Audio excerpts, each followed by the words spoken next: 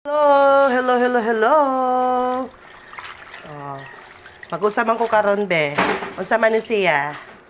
Ha? Kangkong ni siya. Mag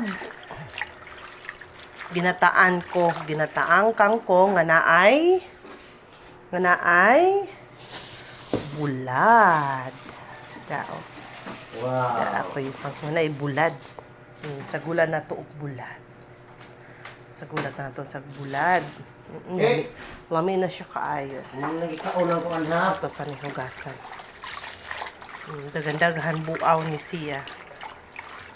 Wa may kalabasa lagi. May kalabasa sa gusto si Nicole papalit og kalabasa. Wala man. Purot na daw. Sayuti na lang. So, no may hang gusto. Kalabasa man dyan ang iyang pinakakuan. Kalabasa man ang iyang pinaka Paris. Indot nga Paris. Ang bato na lang. Bato na lang buwad. Buwad na lang. Buwad na lang atong hikuan. Nga tinunuan. Magtinunuan ng taog. Tinunuan ta. Magtinunuan taog. Kangkong. Na ay buwad.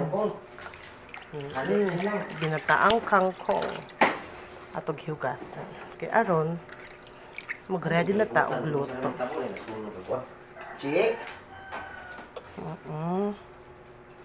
Okay, so ready na ang atong ginataang kangkong. Magluto na ako. Dao, naghagpat ko ron og nagagpat ko og kanang buwad. Ako gihagpat ang buwad. Okay, dia ang Coco Mama fresh gata. Manay ko ang manay para sa kangkong. Ako gihagpat.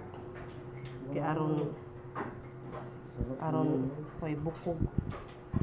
Kaya usahay gawas ang nagluto makuha ng mga bukog ganahan.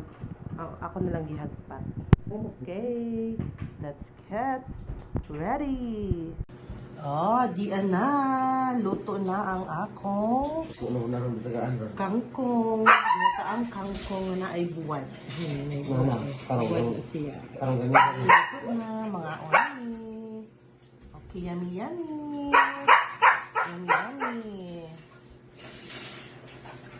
Luto na.